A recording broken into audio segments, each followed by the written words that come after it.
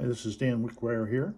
In this session, we'll be looking at question number 134 in the book 200 Questions About the Bible in the Qur'an. Here's the question.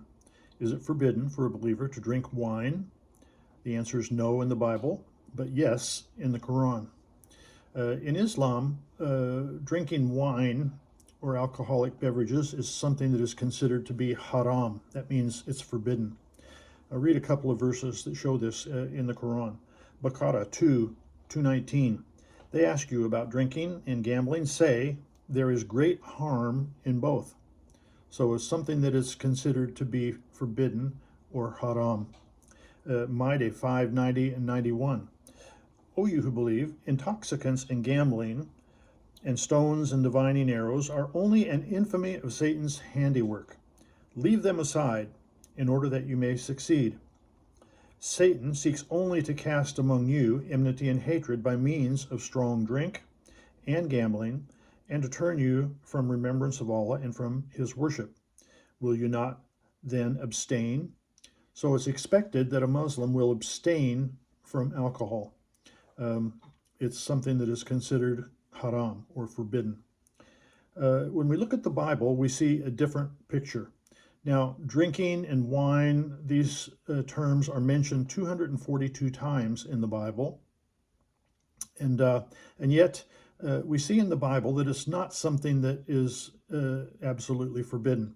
In fact, in the Psalms, in the Mezmur, that's the Zebur, 104 verses 14 and 15, it says, it talks about where God gives wine that makes glad the heart.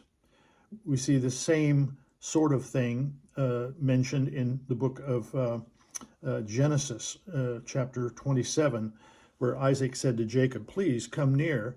And he brought him wine, and he drank. Therefore, verse 28, therefore may God give you the dew of heaven and the fatness of the earth and plenty of grain and wine. So having plenty of grain and wine is seen as a blessing from God. The same thing that we see in Amos 9:14. It refers to drinking wine from your own vineyard and as a sign of God's blessing. So having some wine is not seen as a thing that's forbidden. In fact, in the book of Numbers, chapter 6, verse 20, it talks about the Nazarites, and the Nazarites would take a vow where for 30 days they would not drink any wine. They would not get their hair cut. They would not touch a corpse or a dead body. It says this, and the priest shall wave them as a wave offering before the Lord. And after that, the Nazarite may drink wine. So even though they had consecrated themselves to God not to drink wine for 30 days, after that, after they did the ceremony that they were supposed to do, they could drink it. And there were people who took a permanent Nazarite vow, where they did not drink wine, period, no alcoholic beverages, period. For example, Samson, he didn't drink wine. Samuel, he didn't drink wine. John the Baptist, he didn't drink wine. They had taken a lifetime vow not to drink these things. Now, I personally, I don't drink alcoholic beverages either. I'm more similar to the Nazarite in that respect, although I don't drink alcohol, I don't drink wine or beer or liquor, but on certain occasions where they offer the Lord's Supper at a church, and they give you a cup of wine as a memorial of Christ's sacrifice, his blood that was shed for our atonement of our sins, I will drink a little sip of that wine to observe the Lord's table, the Lord's Supper, or communion as it's called.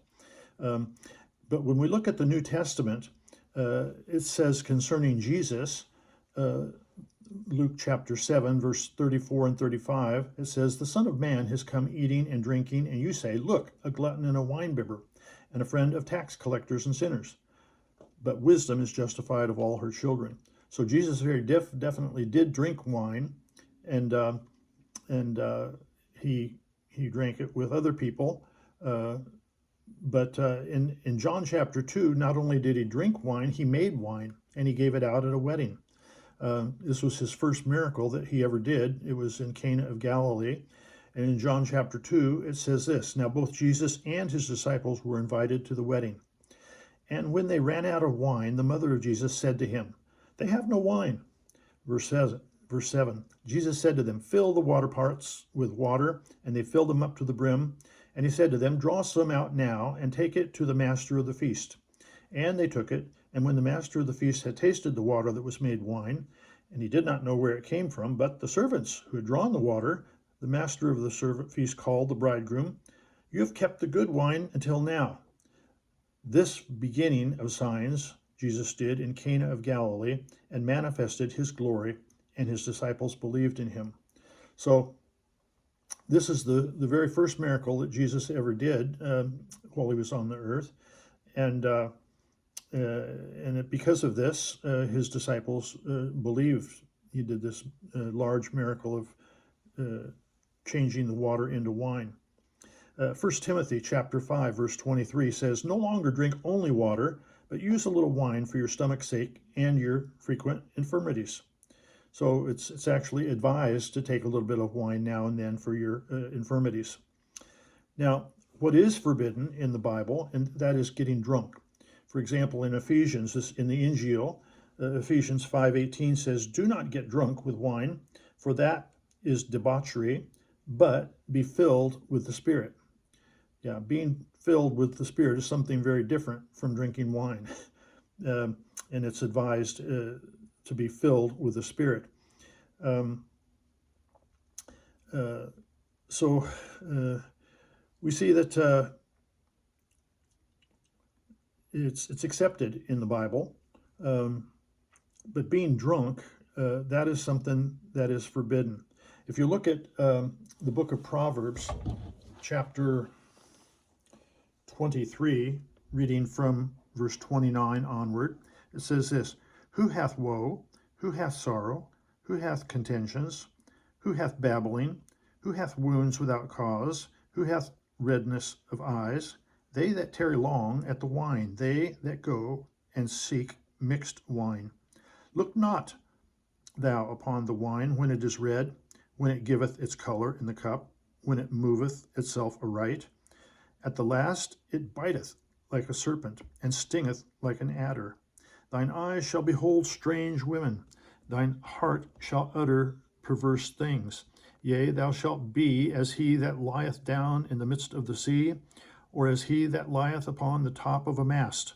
They have stricken me, shalt thou say, and I was not sick. They have beaten me, and I felt it not. When shall I awake? I will seek it yet again. So this is a good description of an alcoholic, somebody who is addicted to alcohol. And the Bible advises against that sort of thing. But the bottom line is this: is it forbidden for a believer to drink wine? No, in the Bible, but yes, in the Qur'an.